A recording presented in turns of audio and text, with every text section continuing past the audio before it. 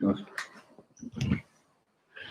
Us, hello, welcome, my buddy Shane. Us, Shane's the one that convinced me to move up the mountain, and we've been living on bottled water ever since.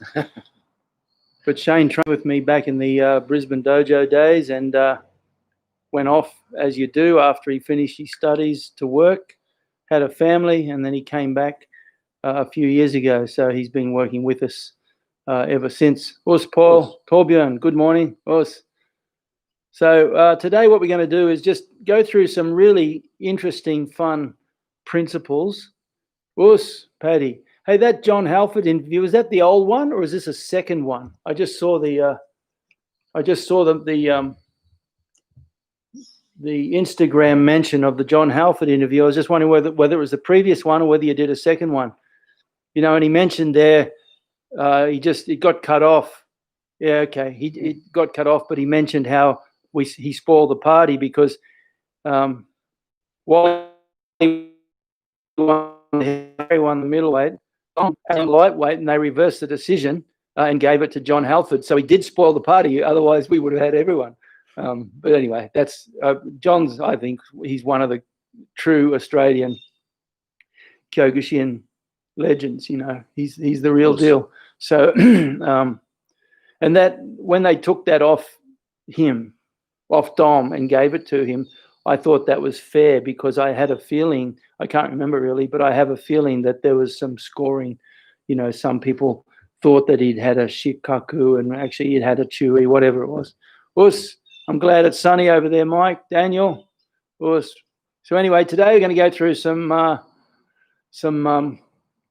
techniques and principles to deal with the whole concept of grappling and stand-up. Now, the point is, as you know, most people are either stand-up or they're grappling, and these days mixed martial arts means you got a little bit of everything. Us, Paul, good to see you. Paul Kniep, aus Leipzig. And Dave, good to see you, man. So, you know, at the end of the day, you don't, as a Kyokushin fighter, you don't need to be a grappler. But what you do need is you definitely need skills enough to deal with a grappler. Because if you have no skills, you're literally like a beach whale. That's all I can describe it. Yet, even with just a little awareness of the correct principles and concepts, you can not only deal with it strongly, but actually, it's quite amazing what you can do. Very much so. Yeah, Shane's been through it because, you know, Shane travels around a bit, and every now and then he'll be in a Kyokushin dojo, and because he's a bit older, he's actually 73 years old. I'm sorry. No, I am old, but very old. Where's Rochelle? Hey, Chrissy, good to see you, man. Chris Dunn. My nephew, Chrissy. So, you know, all it takes is a little bit. And the primary thing is to remember that just like Kyokushin, it has Kihon. Grappling has Kihon. Grappling has basics. And we have some students that have done nothing more than the basics and have done exceedingly well over time. We've even had some guys compete in competitions and win gold medals and everything based on nothing more than just one or two basics, right? Of course. So anyway, but before we start, the Patreon family, thank you as always. Really appreciate it. It's really making a difference, and it's got me through. And here we are, where the print order happens this week. Only in the amount of alcohol they consume, Mike. I wish I had his background. But anyway, look, the final negotiation with the printer is today. I'm just waiting back for a counter offer, but we have the printer, we have the final design. It's really exciting, and it's all go. Us, Clarence, how are you?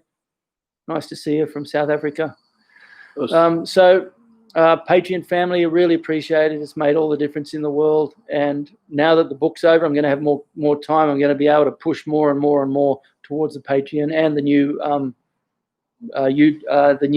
website, as well as membership channel as well. The good thing is, I was informed recently that I've hit 40,000 views on YouTube, so that's not bad for an old fellow with a grey beard. I need 1,000 subscribers though. I think I got about 700. 800 or so. Yeah, 798 or something. So that just means share it if you can. Just if you think that we've got something to offer, well then just mention it on your line, on your Facebook, on your tweet, whatever, and just see if we can't get more and more people to come in. If you are a member, then hit like. If you're not, subscribe, hit the bell a couple of times. Oh, Shane, good to see you, man. So anyway, there's a few things we need to look at. First of all, we need to understand the common takedowns that we will face as stand-up fighters. Yes. We need to then analyze the strengths and weaknesses of those, because if somebody tries to take you down and you understand the weaknesses, you can counter that takedown, you see. Yes. If you don't understand the weaknesses, well then it's very difficult to deal with it, and you end up on your back like the beach whale, as I said. And if you are going to any of these takedowns, the best way to do it is understand how to do it correctly. So we have different techniques we'll work on. Some of them I tend not to encourage, simply because whilst they're extremely successful for people who can do them, they're very dangerous for people who don't know how to do them. I don't mean dangerous in terms of injury. I mean dangerous in terms of getting yourself in trouble if you do it wrong. Certain judo throws, for example, you can win a gold medal in the Olympics, but in the reality of the street, that technique will just get you in hospital, because any technique that, for example, exposes you to the danger of a punch, a kick, or a choke, you have to dismiss that unless you've spent a lot of time on it. So we're looking at takedowns that are very high percentage, very easy to do, and allow you to finish in a top control position. Okay? And by using certain sacrifice throws, by using certain concepts of getting outside the position, it's not a difficult thing. Okay? So to start with, what I'm going to do is look at the way to train a double leg and a single leg. So for those who aren't sure, a single leg is simply a takedown where you take someone down with a single leg, and a double is obviously a double. So let's have a look at that quickly. I'll just line this up here, and hopefully we'll be in the correct position. So how far back have we got to go? Yeah, we'll go back about there, but I will drop it down a bit there so we can see the feet. Okay, so the whole idea, just bring the other leg forward for a start. And that's the next thing to remember. See, I asked Shane to switch his leg because just for the camera. But the reality is I have to be toe-to-toe to make a good single leg work. So if Shane's other leg was forward, like that, and he wanted to take me down with a single, it's very difficult because this back arm has so far to move. So it's very easy for me to counter. So remember that. If someone is in that position with the leg back there and they go for a single, it's very easy, see that, to grab and take them down. So if the other leg is forward, that's the first thing. That's the danger. So we're in this situation, someone's trying to take you down and the feet match, you have to watch out for the single. The next thing is, the danger of a single is poor posture. The danger of a double is poor posture. The danger of anything is poor posture. Yes. Okay, because as soon as your spinal chain is broken, you have nothing. So we're in this position here. If I go to take Shane down with a single leg and my eyes drop and my head goes down, well, then all he does is choke or press my head down and I have nothing. So it's really easy to defend. So that's the first thing. Remember, if someone comes in with a single leg and their posture's bad, well, look, you just push the head down. That's the first snap. The first snap down, simply, it's called a snap down. We're here like this, he drops his head too low, boom. You just keep the head going down. Now, so that's the first drill we learn. Just bring the other forward for just the camera. The first drill we learn if we're going to do a single is I'm going to come in here and I'm going to push my head up under the chin. So now if he tries to snap my head down, it's very hard for him to do it. See that? So we're here, boom, bang. I come in here like this. The beauty of it is you get a nice little headbutt going on right underneath the jaw, bang. there like that. You can knock them out half the time. But you see, I've maintained my posture. My hand, this hand here, is behind the leg. Let's swap legs so you can see where the hand is going. So I'm in here, I'm coming in, there. See this hand comes to there. Okay? So the first thing to remember about a good single leg is good posture, which means if they try to take with a single leg with bad posture, it's very easy just to keep the head going down. Whenever their eyes are at the ground, you keep the head going to the ground. But whenever their eyes are up, it's very hard to take it to the ground. Okay, so I'm in this position, we're shaping up, boom, I come in there, I penetrate in. He throws a jab or a punch, I go back. I just come in this position. I have good posture, my spinal chain is strong. Now I connect my hands and I push-pull. Pull my arms, push my head, take it to the ground. Against a highly trained grappler, it's never that simple, but actually it is that simple as well. In that all you do is with experience, as I'm here and he starts to try and hold around, so you just learn different ways to take them to the ground and so on. Okay? That's the first thing. Now for a double leg is where you're taking both legs. Okay, so just stand square for the sake of the drill. And the way we drill this is I get Shane to put his hands on my shoulder like a scarecrow. Now I first of all practice to do it the wrong way, down like this. So that's what happens. Or what he does, he snaps my head down to the ground. Boom, down like that. Why? Because my posture was broken. So you see this all the time. Guys come in and they've heard about the double leg and they've spent a month in the MMA gym. And the next thing you know, they come charging in like this. All you do is you just do a toreador, and as they go past, you hit it with the knee. So the worst thing you can do is take your trajectory at 45 degrees down. I want to penetrate, you say that. I want to penetrate my leg, go down, and see I took my head at 45 degrees. Now, you may be able to pull that off, but generally you won't be able to. So what I need to do is work on the idea of level change. I'm here like this, and maybe he throws a punch at me, boom. I drop my weight really deep, and then when I hit him on the way up. You get that you get that penetration. Right? You get that penetration, not this way, boom, but this way. And you drive. Now you notice it's my shoulder hitting, but it's not my shoulder doing the work. It's the same as a punch. My hand hits, but it's the power through my body that does the work. So if you watch my hip, this time when I do it wrongly, just checking the lights. This time when I do it wrongly, watch my hips. Even though my head is up, my hips are back. See that? And you notice in the way Shane moved, wasn't a lot in it, right? You can feel the difference. On the other hand, this time if I just think of nothing but penetrating my hips, come down. Now all I'm going to do from here is push my hip forward, and you can see the difference. So you see here how the line from my head to my knee is 180 degrees. It's not bent. Once I do that, the weight's going out the back. I have no forward penetration. Okay? So it's really important, if you want to practice these drills in the dojo, start off Shane square, puts his hands on my shoulders, and all I do is toho underneath his tricep.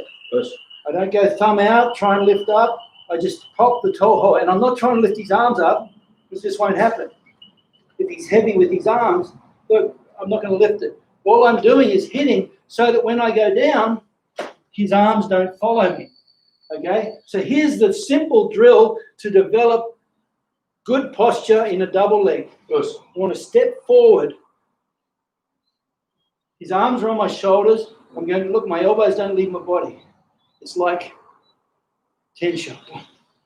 That's it, nothing is leaving. It's like an Okinawan mosh you get. Okay? I want to drop. And then my 100% posture in my head right now, I'm just thinking, come straight back up again. That's the attitude that I want to have to develop the correct posture. drop, up. See that? I have my hand on the outside. I'll turn around so you can hide Shane's ugly torn sleeve.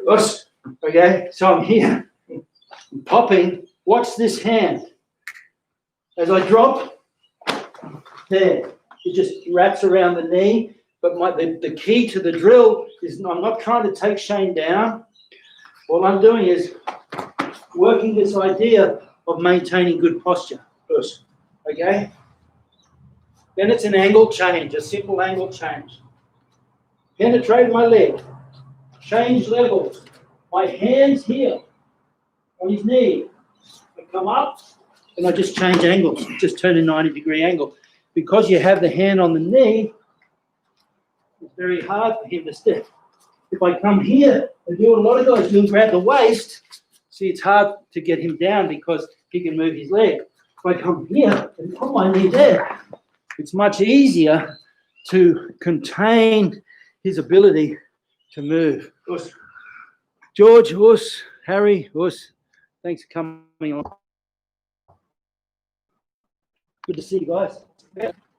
That's the simplest way to start the drill of learning how to take down. Sometimes you have a collar tie. Us. So I have a collar tie. He might have a collar tie. Okay, just relax a little so we can see. So again, all I do is I pop. See that? Just like I did with his scarecrow. Pop, go down, come up. So even with a collar tie, as he puts it on, look, I hold my arm there, pop. My posture's still good. Come straight back up again. Okay? There, pop, straight back up. Now I can use, let's go back a bit. See this arm? I can use that now and tap the knee again. So I go here, tap the knee, make it hard for him to step. It's one of the simplest takedowns you can do. And it's safe because we're in here, we're grappling. Boom, I have my head looking straight at his spine. I'm going to pop, strong boom. There, and then I shoot this hand like a shot put. This one here, shoot it like a shot put, contain his knee. Boom. There, and you can finish with the knee right. Shane's in form today. That was a good four-guy action. Move back a bit.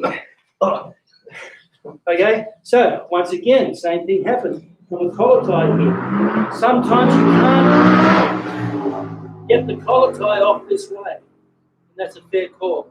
So what you'll do in that circumstance is fake, boom, come there, around like that. Watch again. He puts a collar tie on. No, this one. Well, I'm trying to get up underneath, but I can't. It's too strong. A good solid collar tie, you just won't get off that way. So all I do is I shrug my, look, move your hand away. Look at my shoulder. I shrug my shoulder and I look behind. Okay? Us. Shrug my shoulder, look behind. Us. And I come in here like I'm holding something really heavy or really important to me. Okay, so I come, if I can get it just before he connects, it's much easier. Up, two, take the knee, shot put. Okay, but if he gets that strong collar tie on, boom, it's not going to work. I shrug, turn, behind. See what I did with my back arm just goes to the wrist. My back arm goes to the wrist. Top arm comes to the bicep. This is very powerful. It's a seat belt. It's a 2-on-1. You can manipulate there. Or, see, if I want to try and get the elbow, but he turns his hand naturally to avoid it. Here's another really gnarly trick. We'll get close, you can see this. I'm in this position now. Doesn't matter where he goes with his hand because I have underneath position with mine. Okay, yes. And then what I'm going to do is bend his arm and bring my hand through there. That's all I do. So again, he takes my collar, pull it off. I'm trying to pull, but I can't. So if he yes, bang. I bring it in here. Now notice what I've done is I've put his hand on his belly. That's very powerful. Again, push. So just relax, boom, there. I come in here. See that? I've locked the hand. All I've done, relax your arm. All I'm doing is folding the hand to the belly button like that. Folding the hand. The one that's underneath the armpit then goes under my own hand. Okay, now sometimes you'll end up on the 2-on-1 where you're kind of fishing around with the hand here like this. If it's on top and you try this, it won't work. The power of your own hand will just pull it off. So what you're going to do is you come here, you push it to his belly button, and then the hand underneath his wrist is the key. This is one of the most powerful locks because all I do now, I can just take him to the ground. You can contain it on the ground.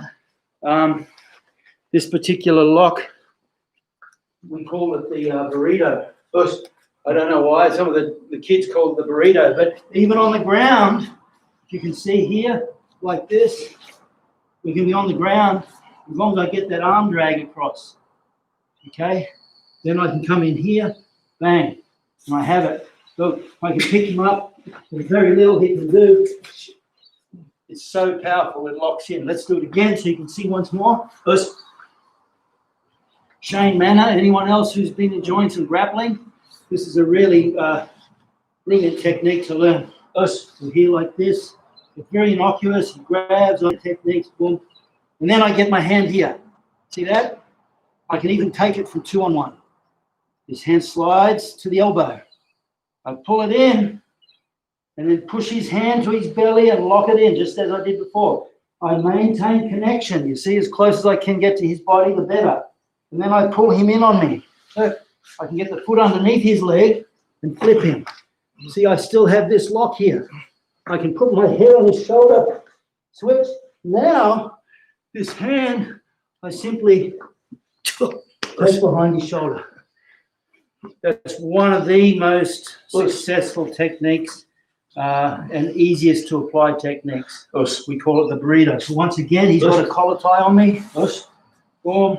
Look, I come across, take the collar tie off, push his hand to his belly button, relax. Push his hand to his belly button.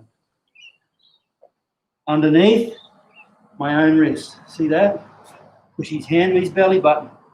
As long as you can keep his hand to his belly button, you reduce the strength of the arm.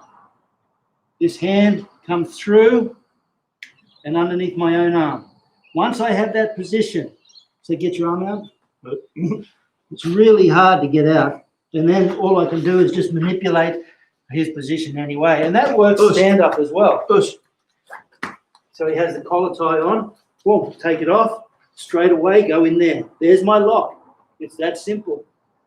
Okay? If you want, and you're in a security situation, this is a perfect transition to a come along. Bang. Oh, sure. You have the wrist right there. Sorry. Don't know why I said sorry. I actually meant it. Okay. So, watch here. Let's get a little closer so you can see.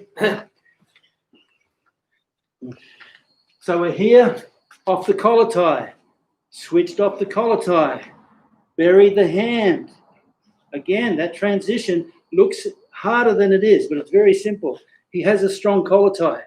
Okay, I'm going to look behind. Take the hand underneath. His armpit now goes underneath my arm. There. See that? That's your lock. From there, I can take him down to the ground. Or if I'm in a situation where I'm working doors, I simply transition this hand. Relax your wrist. Relax, yes. To the come along. See that? And now I have a come along. You have one hand free. If there's two of you, your buddy comes and grabs the other arm. Okay? Sometimes they'll work hard to straighten their wrist to get it out, in which case you simply transition to a different takedown. So we work on 5 main wrist angles. We'll just go through them. I've done them once before.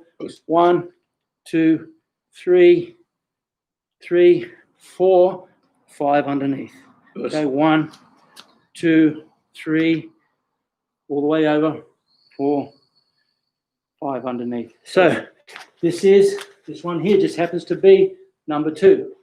Relax. Well, that's number 2. Okay. Look, if you want, there's number 3. Bang. There's number 4. Very powerful. Okay. Here's number 5. Underneath. There. Come along that way. Okay. Now we're just playing games. But so you can see for those 2 takedowns, that off the collar tie, take down into here, push it into his belly, and then just simply put him where you are. We call this the body replacement theory, something I worked out years ago. I put him where I am. If I try to throw him anywhere else, but he resists, it's really hard. See that? Tries to get his arm out. But if I put him where I am, he just simply falls down. So it's always worth thinking about that. Collar tie, boom, he comes collar tie. I go here, bang, and I simply put him where I was, and they tend to just fall down for you. Okay, now, you got any questions? Put it there. I hope it's all coming through nice and clear. Let me know if it's not making sense or if you think we're full of it. Okay. So another one which I think is very, very high percentage and very easy. I'm going to show you 2 more takedowns, and then we're going to show you how to survive the takedowns on an ankle pick or a knee cut or a knee slice. So what it is, you're in here, maybe you're out, you start throwing punches at you, boom, bang, you come in and you bury your head. Okay? What I'm going to do is either bring this hand underneath or bring the hand to here. Doesn't matter. Okay? Under the heat of pressure, you don't have time to think of those fine details. That's why you need to drill it over and over and over and over. Okay? So we're in here, I'm going to bring the head in. Look what I do. This hand now simply cuts his knee. That's all I do. Here, and cut the knee, and I'll fall down. Shane falls down a lot harder than Josh, because Josh is young and alive, so he works his way out of it. Shane's old and grey, and his eyes are dim, so his body just falls down. Okay, switch legs. So I'm shooting up here. This hand here cuts across the head, and it's a little bit like a good solid whack on the neck. Oh, thanks, Frederick. Good. Glad you made it, Frederick. I sent you a message before. So look, this arm here, I simply just do this. It doesn't hurt, but it certainly works the nerves in the neck. Okay, so you got this carotid sinus, bang. So that little bit of shock there alone, boom, is enough to take the knee. Now, the reason I like the ankle pick is if I take Shane down and he tries to deal with me, the first thing he'll want to do is start to bring his legs between. Let's go back so you can see.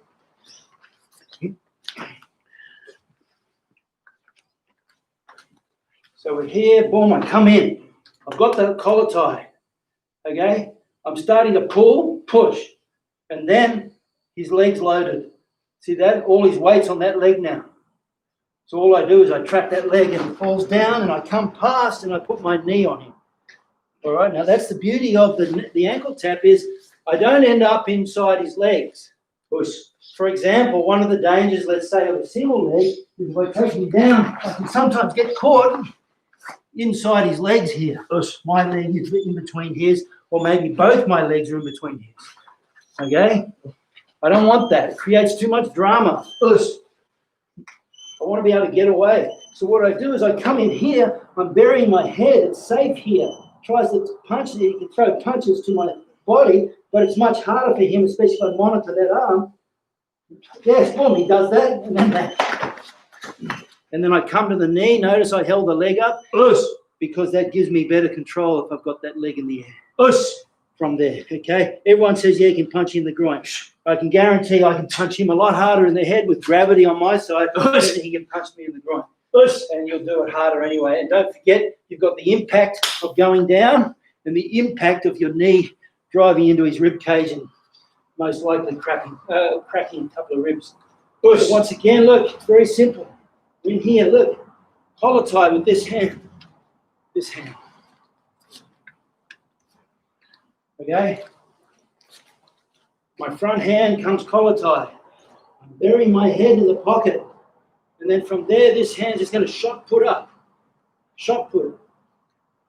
Shot put, catch the knee. Come past with the back knee. Bang, finish. That's your knee right. That's your ankle pick. An ankle pick is just the same. All an ankle pick does is goes down further to the ankle there. You see that? And that's very good too.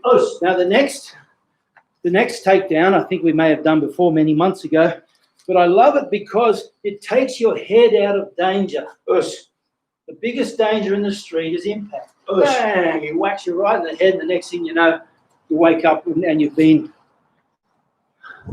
half a dozen guys have used your head to shine their shoes. I know we joke and laugh about it, but people die doing that stuff. So what I need to work now is a serious level change.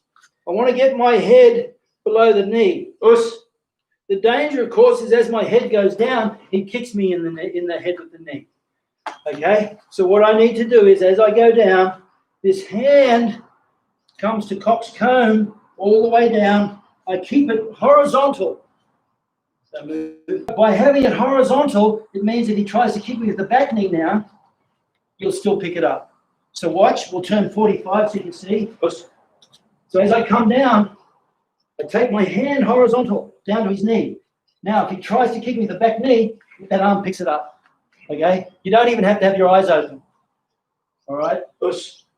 When I was a 110-pound weakling, all the kids used to throw sand in my face on the beach at Service Paradise. So I did a lot of things with my eyes closed. Okay, bang, there, look, he kicks me with the back knee, bang, the arm will pick it up. All I'm doing now is taking my hands to the ground behind his heel. I didn't say to the calf or to the heel, to the ground. Take it to the ground behind the heel. Okay? And then I'm putting pressure on the inside of the knee. So in karate, we have some really nice moves where we're doing these sort of things. We come in there. It's actually really easy to take people down with these leg traps. Well, it's the same thing, except we're doing it now with our head and our hand. The hand comes to the ground behind his heel. I can leave the hand there for safety, or I can replace it with my head. And I catch the bottom of his knee and the inside of my shoulder and head. Okay? It's really important when you're practicing these to give your partner an opportunity to practice, because there's nothing worse than someone who I do it to him, and then the first thing they do is they go, yeah, that won't work on me. Well, no one's getting it. Of course it's not going to work on you. A football pass won't work if you haven't practiced it. Okay? So by the same analogy, if I'm practicing my footy passes and just before the ball lands in Shane's belly, he turns around and walks away, he goes, no, that doesn't work. Because it didn't land in my hands. It's a bit silly. Okay, so when you're practicing these, don't be the devil's advocate immediately. You start off at a very slow is smooth is fast rate, and then gradually build up. Because what will happen is as you build up, then what happens is as they start to escape their legs, you start to find 1,000 different ways to deal with that angle change and weight distribution. Okay? So the first thing is, we're in here, bang, my arm is horizontal all the way down to the knee.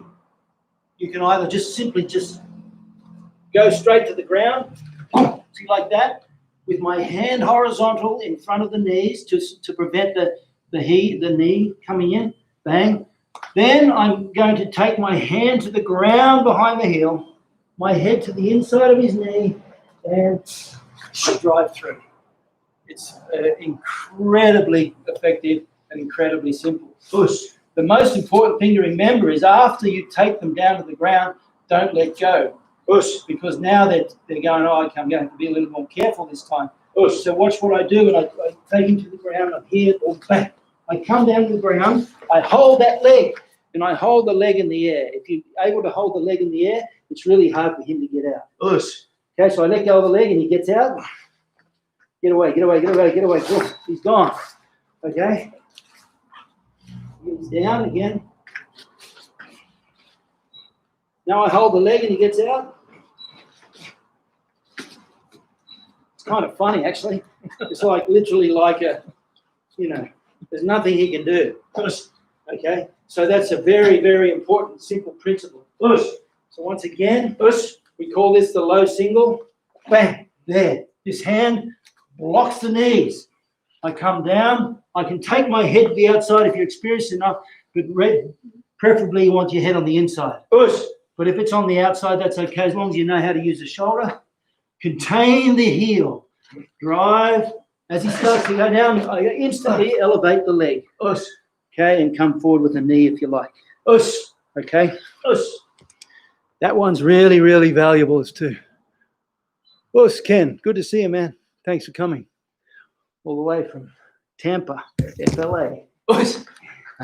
Okay, so once again, that low single, really solid, good value. From there, I just drop straight away. See that? Keep this hand in front of the knees. If you want, you can even start here, and as a fake, and then come in. That works well. I've actually seen this in a Shuto match in Japan where the guy did it so hard that he snapped the guy's tibia and fibula. So it broke the guy's leg with the drive. So it was very strong. So I'm there, boom, straight down the push. Boom, leg up, control, come to knee if you want. If you don't want to, you just do whatever you want. Push. Now, they're the different ways to take someone down. Okay, obviously for the single and double, the most important thing is good posture, which means if he takes me down with bad posture, boom, I can push the head down, do a quarter Nelson, flip over, or I can simply just drive his head to the ground, or a knee in the head. If the posture is bad, there's no joy. Push. And of course, you've got the sprawl. So as he comes in, if I sprawl my legs away, I'll end up, just fall flat. I'll end up, fall flat in your belly. I'll end up like this on top of him, which for the guy who just did the shot, it's probably the worst place in the world to be. Okay, so that's why when you do your shot, whether it's a single or a double, you come in and make sure your posture is good. Push. I want high posture right up under the chin. Push. Okay, push. So there are a few takedowns. Push. The other thing too is for those low singles, Al Bellamy, beautiful. Push. Okay, for those low singles, a couple of things can happen. And the way I train it in the dojo, I'll get the students to do the low single and then close their eyes because I want them to feel what's going on rather than see what's going on. So if you have a look here, let's go this leg, Push. Just so people can see. Push. I've come down, I've gone low, let's move back a bit. Push. So I'm in this position, down low. Push. Okay? Push. There's lots of ways that he can make it difficult for me, but what I want to feel is whether I can reach his leg. Okay, so he brings his legs a little closer and I can reach the leg. Push. And guys will do that because they'll try to put their weight on top of you. Okay, like that. Or the leg is just a little bit further back, not so far. So he's still in a range where I can touch it. Okay, so you practice this with your eyes closed. I get the kids and the adults to come here in this position, close their eyes and feel for the leg. If they can reach the leg, then they transfer both hands to that leg and take them down that way. Okay? If I can't reach the leg because his leg's too far away, I simply pull this one and they fall over that way. So it's sneaky, sneaky. So remember, if the feet are close enough that I can touch, just stand up again. Push. If the feet are close enough that I can touch, I just reach for both legs and pull them in. If the foot is far enough away that I can't touch, I simply pull this one towards me. Push. Okay? Push. Either way, they'll go to the ground because I have my head in front. So if I pull this one and he braces against it, boom, I use the push-pull principle, pushing my head and pulling my hands. Push. And that's a very, very effective takedown. Push. Now, in chapter 15 of This is Karate, Nasayama states very, very unequivocally, if you don't know what to do when a wrestler or a judo player takes you to the ground, you're in big, big trouble. Push. They're almost his words. Push. I've repeated them in my book. Push. So you have to have a fundamental idea of what to do if someone tries to trap you on the ground. You don't have to be a world champion at wrestling. Yes. All you need to do is have a fundamental, simple concept of how to get away off the ground. Yes. Okay, so the first thing that we need to remember is if I'm underneath and on my back, I'm in trouble. It's like a rugby ruck. Yes. If you're lying on your back in a rugby ruck, you think you've gone to hell, and it's horrible. Yeah. Shane played rugby with some of the best in the world. Yes. Okay, so you need to understand that the first thing you need to constantly look for is to get off your back and on your side. We call this oi boys. Yes. Oi boys, off your back and on your side, or off your back on your side. Oi boys. Yes. Okay, it's really, really important. So if I'm under here,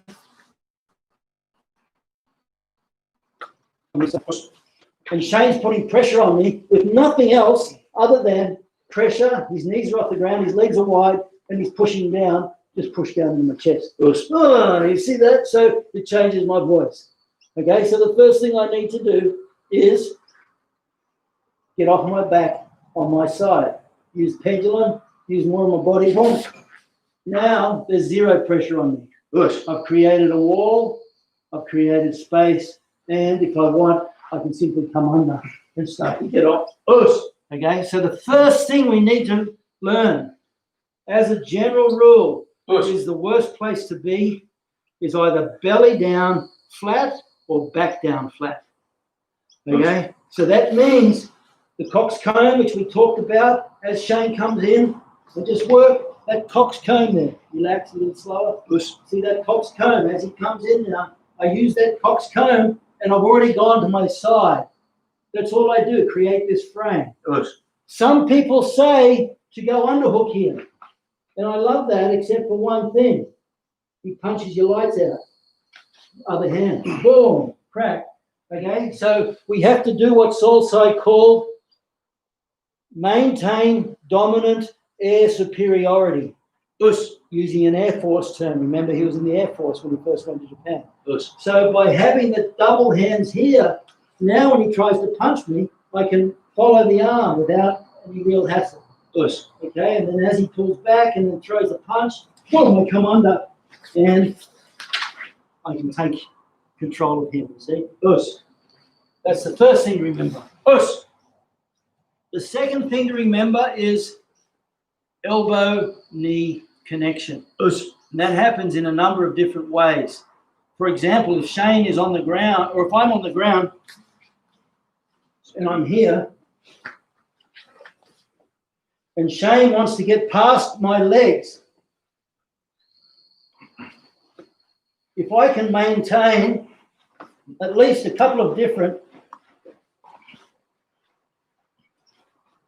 so I have one here, I have one there, I have all these, and see that now, just in this position, if you look, I have one point of connection with my foot, I have one point of connection with my other foot, I have my hand holding his pants, and if you want, I can grab here. So now I have 4 points of contact. Okay? Now what allows me to do that is simply Shane's posture. So right now I have this far side hand around his ankle. All I simply do is just push and he'll fall down. Now, if this time Shane thinks about a solid kibadachi with his elbow and hand connected. So I'm going to talk you through it. So I'm here now. I'm looking for those points of connection. First thing he's going to do is look. See, his elbow is off his thigh. So the first thing he does is, let's go this side because that's the front leg. The first thing he does is connects his elbow and thigh together. Now I don't have that connection with my foot. He's stayed in his stance, and now I can't reach that one. And even if I can reach this one, by having that kibadachi, solid kiba or zenkutsu, doesn't matter, preferably kiba, but by having his elbow and thigh connected, so I'll take my leg away so I can see Shane's elbow and thigh connected there. See that? By having that, I can't get my foot in anymore. I can kind of get it in, but I can't do anything because I'm under his arm, not over his arm. So now I'm going to try and pull that leg See how much stronger, yes, and see how much stronger he is. So if you're in a position, Shane's on the ground now. If you're in a position where you're on top and I need to come in, I never come in with my feet square. I always come in with my feet staggered. Try to get on the outside and I connect my arm and my thigh. So now with that connection, it makes it much harder for him to be able to do things. Okay? The next point, and I'll just go over a couple more. Remember, we're not trying to teach you to be world champion grapplers. Us, everyone. Hey, Gaza. Is the Mount Tamarine pool shark training with you today? Is that you? Beer gets you're becoming more like Sir Sean Doppelganger. I'm actually, I think I'm close to Sir Sean Doppelganger. I really want to be Sir Santa Claus Doppelganger by Christmas, but I doubt if it'll get there, eh?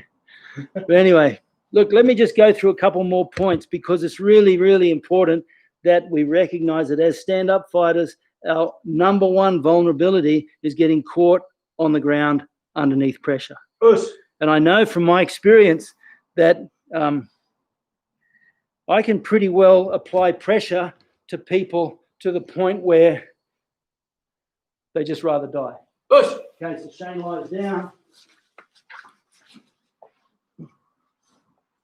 Now here's what we do. See, Shane by his nature will roll up off his back on his side. He does that by nature, by his training. That's the first thing he does. So for me, the first thing I've got to do is somehow get him to the ground. But when he pushes off with that leg, it's kind of hard. See that? Okay, come back now. But if I can get Shane's back on the ground and I can start to apply pressure on Shane, I can make a lot of people, pretty well 99% of the karate people, probably 100% of the karate people who haven't grappled, you can make them tap and want to die. Okay, but grapplers, of course, they get better at it. They get used to the pressure and they get used to changing the angle just enough so that it doesn't matter anymore. So you see Shane, what he did by nature, as I started to approach him, he went off his back on his side straight away. So now if I try to get that pressure, I can't. The danger now is that the arm becomes a little vulnerable. So then it becomes a matter of me trying to fight to get that arm. Okay, so from Shane's viewpoint, he's the karate guy, he's stuck on the ground. The first thing he needs to learn to do is get off his back on his side. And now he's going to start to work on driving his shoulder towards me as he takes his legs away from me. Boom, and see that? Boom, and the next thing you know, he's turning me over. Notice I said drive the shoulder at the same time as you take the legs, because often one of the problems that people have is he gets off his back on his side. He goes to get up by taking his legs away, and his whole body goes away. And as he gets up, bang, they hit him, and then they go back down again. So it's really important that you drive in and don't lose connection. So I give him the connection. That's the nature of the game. I give him this connection. Now he hangs on to that connection, and as he comes to his knees, he drives in towards me, boom, and he gets me. And then I've got to do something with him. That was actually really good. So you see, by maintaining the connection, it allows you a higher degree of safety. That's really well. Just check these messages, Shane.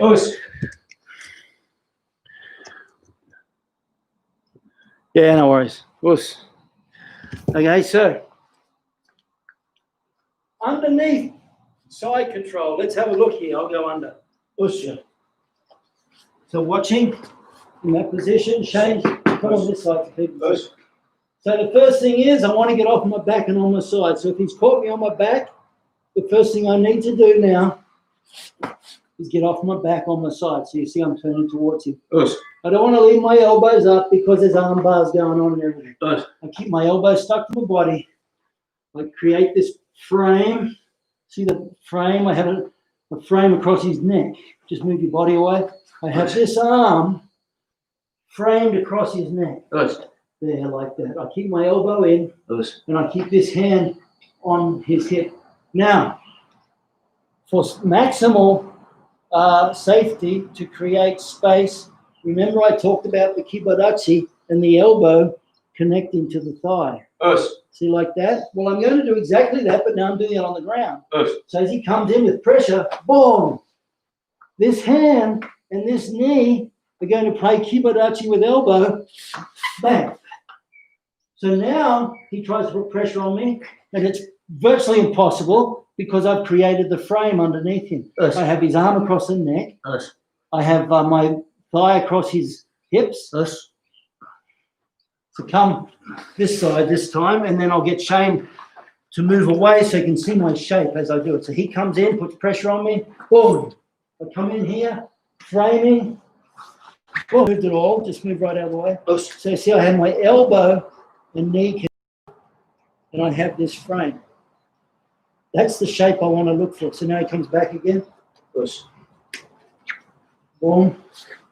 Come in under here. Now once I have that, then I can push, create pressure, come on my elbow, step away. And if I want, remember the knee tap or the ankle tap, I just simply come in, arm under his neck, if my hand's on this side, or there, I can do exactly the same thing on the ground. Okay? So, for now, let's keep it as simple as possible. When I'm underneath, under pressure, I want to think of, first of all, getting off my back and on my side. Second of all, creating some space by creating a frame. And then work a push-pull, maintain the connection, and get to my feet. So just watch it again. I'm here. Sometimes it doesn't hurt to practice this with your eyes closed. So I'm just completely vulnerable on the ground. So I lie back, I'm in this position with my eyes closed, and then Shane applies the pressure on me. Boom. Okay? And when he's ready, he tells me he's ready. So now I'm stuck. He has jaw pressure, cross face. So I've got to create space. Boom. I have my knee and elbow connected. Once again, there. Here's the other thing too, which I really love about this. My left hand on his left lapel. See that? Watch what I do here. Pendulum up. Boom. Move my legs to the side and pull him down. And then if you want, I can choke like that. Okay? So that works really well all the time, just for fun. I can be in this situation. All I want to do is I reach up, right hand on right lapel. Even if he tries to give a grip off, in the meantime, I just pull him over like that by changing angles. Okay, so once again on the ground, this time I'll let Shane do it. He's lying flat, dead, eyes closed, and I come along the big bully and I put pressure on him. Boom.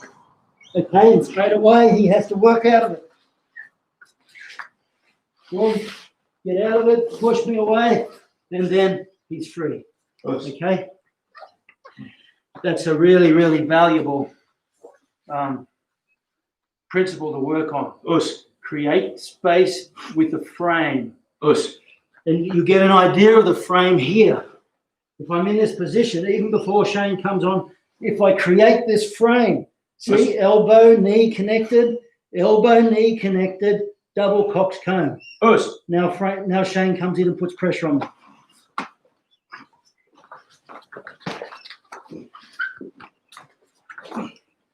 A lot of hard work, but all I've done is I've worked a shape, this shape. Elbows and knees connected. Hands in prayer, hands up for cox cone. As he comes in, I simply just keep that shape, even if. And this is me without even trying to be offensive back. I'm simply just defending. So that's the value of a good shape here. Okay. Sometimes if he starts to get around you, boom, all I do for my shape change, I'll change angles here so you're up here now. All I do for my shape change is I simply look at the ground. Bang. There. This is purely from a grappling perspective. Of course, you wouldn't do that if you're throwing punches at you. It makes me feel really worked out as well. Yeah, he uses up a lot of steam. I'm just sitting there having fun. The other thing to remember too is if punches are involved, you maintain dominant air superiority, which is the inside position. So here, so bang, there's the punches that come. Bang, I get my legs in between. See that? Tries to throw punches, I just maintain dominant air superiority. When I get position, you keep punching me. Boom, I have the dominant air superiority. That's where I go. And then you start to put your chokes on. Bang, bang, bang. Okay, so in a nutshell, if you can imagine us lying on the ground here, just go real slow and soft so people can, no, I need a knee. So pretend we're on the ground so you can see what's happening. So Shane's punching me. All I'm doing is maintaining dominant air superiority with double cox cone. Okay, that inside position. There. Now, what I do is, at some stage, when he commits to a big punch, boom, I come underneath. And I end up here on the ground. Then I pull him over to there on the ground. Okay, so the principle is very, very simple. Dominant air superiority on the inside. It's the same with stand-up. If I want to be in a position where I can survive the onslaught of punches, I just need to get dominant air superiority in here. And then if I can, I'm underneath for this position. Okay, so that's the principle. Come up, Shane.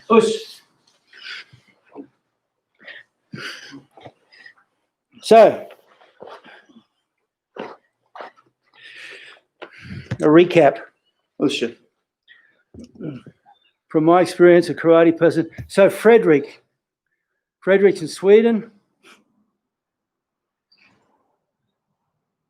Yeah, people try to change the range all the time in our tournaments, but they are limited to the rules that they can, the techniques they can use. So the techniques are predominantly range 1 and 2, but sometimes guys will get inside the range all the time so that they can do the short body punches from the angle, or even go behind, and they go behind, change angles, and then they'll come high with the kicks. So yeah, I mean, a good fighters, Mike, as you know, they're constantly changing ranges and angles. Now, Frederick's from Sweden.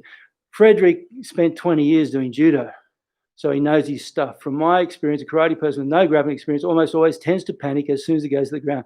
So very important. There you go. And I agree. And the actions of someone who panics are all completely opposite to what they should be doing. They tend to be pushing, they tend to do this sort of thing. What they need to be doing is changing angles, getting underneath. What's Leo? So it's really important. It's very simple. The 4 takedowns we looked at a single and a double. But remember, before you start doing singles and doubles, you have to drill and drill and drill so that you penetrate with upright posture. Don't start doing singles and doubles with a view to actually taking them down like this. What happens then is you develop bad habits of posture. I start coming from here and I start coming down here like that. You'll get caught in chokes. You get caught with your head getting smashed. One of my friends' buddy used to call it the bitumen kiss. You get idiots that try to come in and take you to the ground. They come in like this and you just go boom, and they kiss the bitumen. Except he used to do it in a very vicious way. As they come in, he'd go like this and then take them down to the ground. Okay, so before you even work on the idea of taking someone down, you work on the idea of penetrating low, high with good posture. That's all you're doing. That movement, it doesn't matter, come closer. It doesn't matter that you're not taking them down to start with. All I'm doing is good posture. All I'm doing is good posture. I want my posture to be upright. And I want my partner, as I do it over time, if my head is weak, they push my head down. That's it. So I have to learn. The first 2 are vital to have good posture. The second one, the ankle pick or the knee catch, Very simple to make work.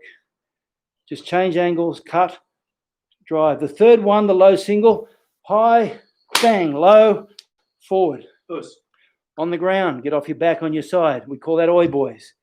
Okay? Oi boys. Oops, didn't happen.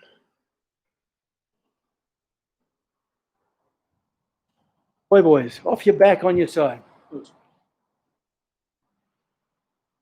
Yep, position and control. Position and control is really vital. Shane started doing the grappling.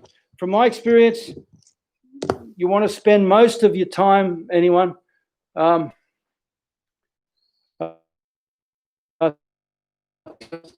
the ground. We have, it's our dojo thing. I don't know anyone else in the world who does it. It's just our thing.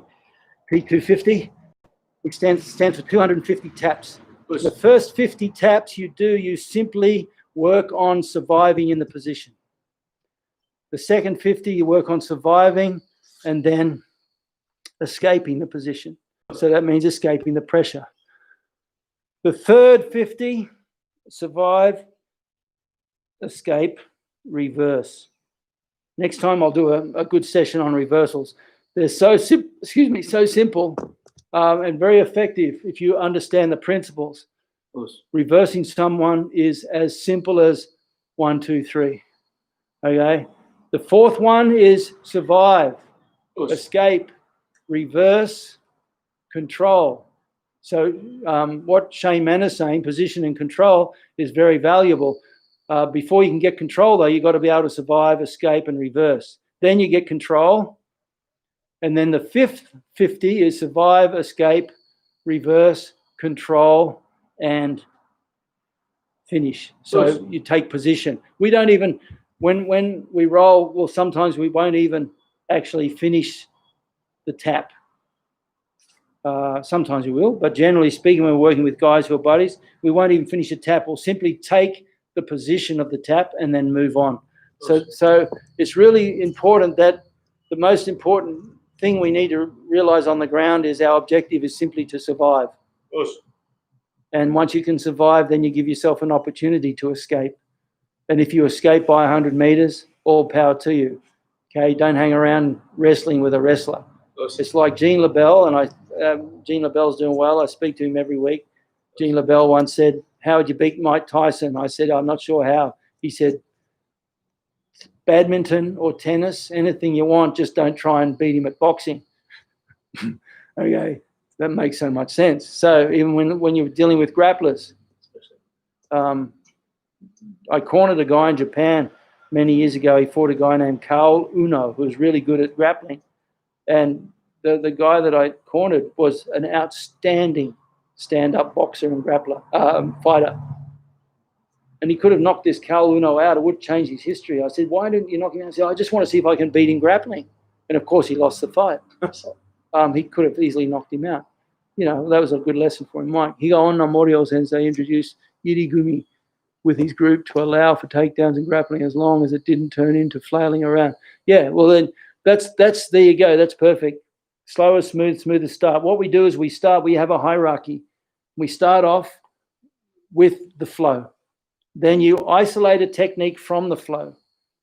So it may be, for example, that's what we did earlier on with the double leg. The double leg is 1, level change, penetration, up. So we isolated the one thing. We isolated one thing, and that was maintaining good posture in the shot. So you isolate the technique, then you put it back in the flow, then you drill that flow really slowly. Then you find out where it works and where it doesn't, and you go back and rework it, and then you put it back again, and then you speed it up until you're going full speed against a non-compliant opponent whose objective is to stop you.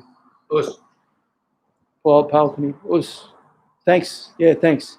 Good. Thanks, guys. Was that Sharky Shihan?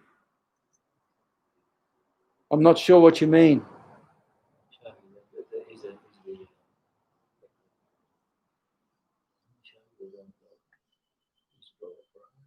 I don't know. Yeah. But anyway, good. Thank you, guys. Appreciate you coming along. I'll see you Friday. Rochelle, hope you're well. Hope everyone's well. See you soon. Us.